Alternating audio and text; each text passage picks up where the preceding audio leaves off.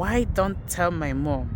Is it that the mom uses a physical or a different method? Brought the child to the social whatever and started asking questions.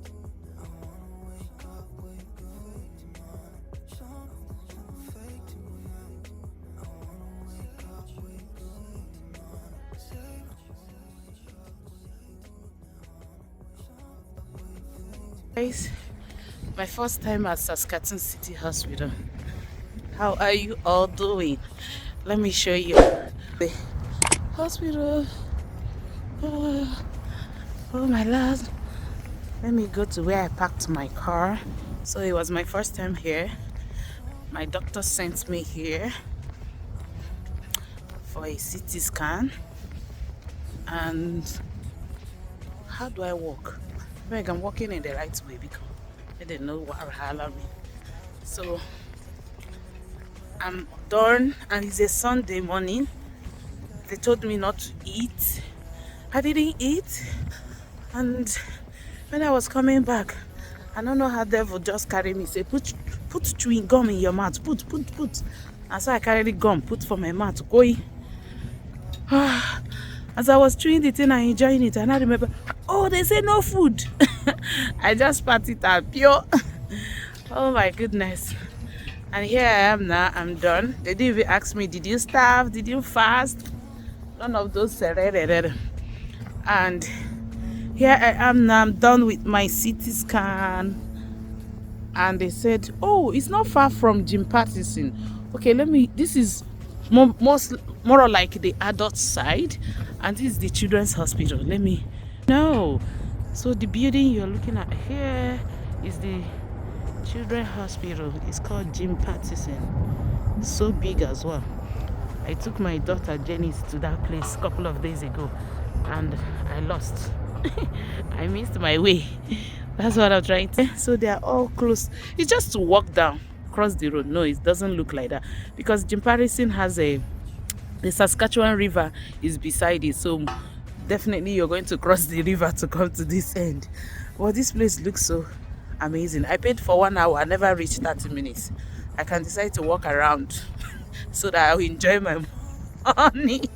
That was how I went to somewhere. It was hospital. Okay, the day I went with my daughter Janice, I was expecting that the stay would take long.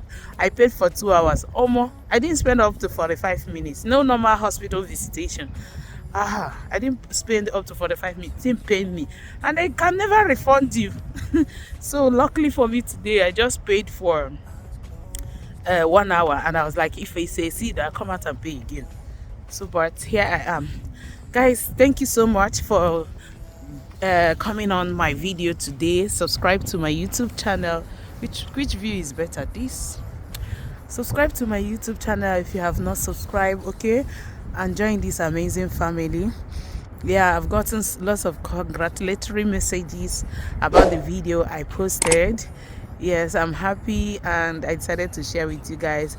But do me well by sharing my video.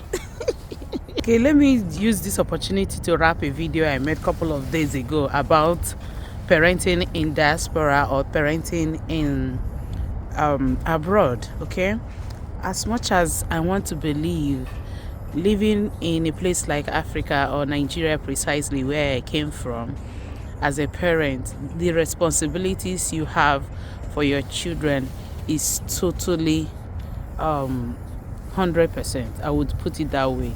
For a country like this, you have some of the services are available. Some things are not, you don't have to fund them from your pocket. But in a place like Nigeria, you fund everything. Your daughter is or your child is coughing, you fund for it. You have to provide for it. You are always available. Yes, you may have family members or staff, which is affordable in my home country, that will support you at when you're trying to maybe go out to fend for that money. You have family members and friends who will be available to support you. But in a place like this where you do not have anyone to support you, yeah, you have the government. When I mean support, you like, oh, stay with my kids, I'm coming, and all this. But notwithstanding, you're expected to work, you're expected to pay the bills, you're expected to be equally available for your children. I was opportune to go to my daughter's school. I think that was early September.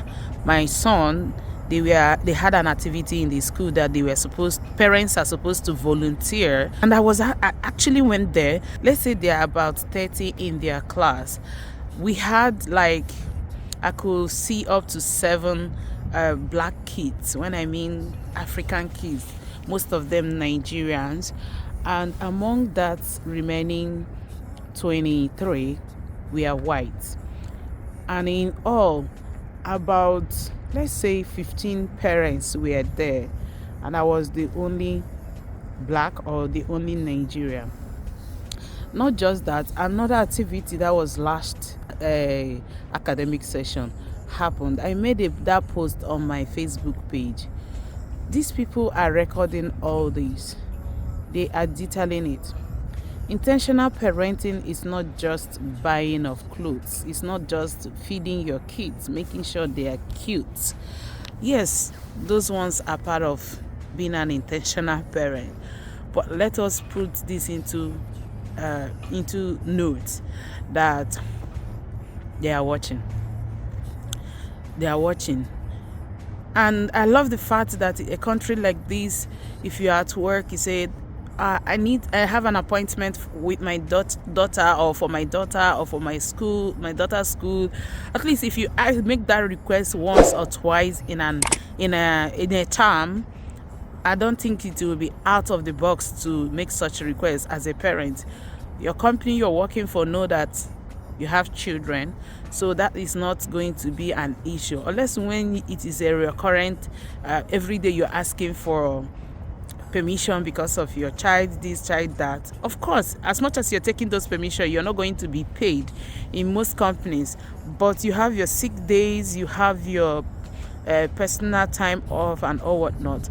Find out what the calendar of your child's school is and use it. Because I overheard teachers, overheard them saying, oh, as usual, they won't come. Okay. Another thing I noted was that, yes, I have actually mentioned it here. There was a time I volunteered in my son's school. I went to his school for about 2 weeks. It was funny. And one of the children, when they come to class at 9 a.m., they ring the bell, they pray. After praying, the next thing they do like something like a roll call, calling all the names of the children in the class. And for that 2 weeks, they kept calling this particular child's name. And anytime they call her name, they say, oh, we know she will always come late. We know she will always come late. And I look at it that, oh, this is now endemic with the child. They know that she will always come late. And at the end of the day, she will come, and she will always come late, like 15-20 minutes late to school. And I'm just wondering, is that a good note?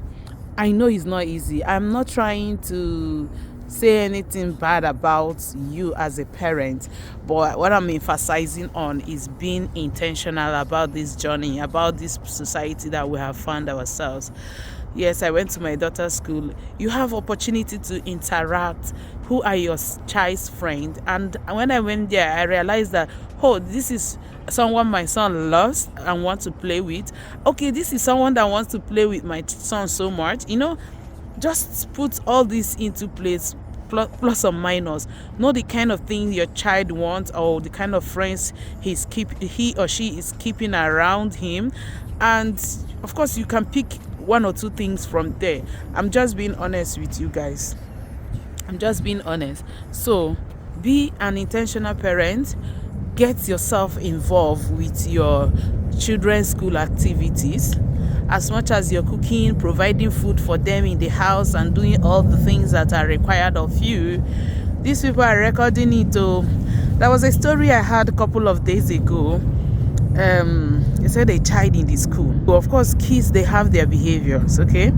So, but this child, anytime he behaves badly, he will say, please don't tell my mom. Do you know it got to the point that the school started documenting how many times he says, don't tell my mom? And they started analyzing it. Why? Why don't tell my mom? Is it that the mom uses a physical or a different method to discipline him when he does all those things that are not normal or that are not right? Do you understand? Before you know it, this child they brought the child to the social whatever and started asking questions. Why do you always say don't tell my mom? Because my mom would oh, don't worry, relax, nothing, we'll give you sweets, we'll give you cookie, we give you this. Yes, as much as this child is yours, don't use physical. Don't use, it's not the game, it's not, you can't fight the government, you can't fight the system, you cannot do anything. This is their policy, this is their style, this is, if you don't like it, pack and go. That's what they will tell you. But if you know their laid down policy and their rules, please abide by it. Don't put yourself into that position of I'm going to buy myself if you don't give me my child. Do you understand? And look into your children. As much as they don't give them homework here, they don't give homework that much. Make sure when they come back, get to they have things like SB.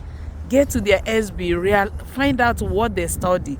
Get involved. Find out if your child is, because I'm speaking from my experience. I have volunteered, like I said. They try to put all kids into the state of being away, or they try to make sure that all kids follow the instructions. And when they see that you're not following up, they have a one-on-one session. I could hear them call, oh yeah, Jason, Isoa, or this person or that person. It's your time for one-on-one with a teacher out there, or people who volunteer, like grade 5, grade 12 children and all that comes to volunteer. They will go have a one-on-one, teach you how to read and all that. If school and the system is taking that step ahead to make sure that your child learns, why can't you? In your busy schedule, reduce 1 hour for your children, okay? Parenting in diaspora is not easy. It's not easy. It's not easy. It's not easy. It's not easy. I wish these children would understand what it means by don't cry unnecessary cry. They are crying unnecessarily. You're trying to tell them, please don't cry, for no reason. Please, you're begging to say, please don't cry, because you don't know if you have a nosy neighbor beside you that will, hey, they're always crying. They're always crying. Parenting in diaspora is a huge task, but all the same, get yourself involved. Schedule an appointment when it is teacher and parents meeting. Ask questions. How can you help your children? How can you help the society? How can you make them a better person? And God will continue to bless us. They no force us come this world, and so we not force our parents, and that's how they will have their own kids. But let us play our own role. Most of us came here because we want a better future for them, and we can't allow something that is that can be avoided to happen to them. That's the point. Thank you so much. If you pick anything from this thing, the most important aspect of this is get involved, be intentional, and watch your back. Okay, subscribe to my YouTube channel, and I will see you all in my next video. Let me go home now. Bye bye.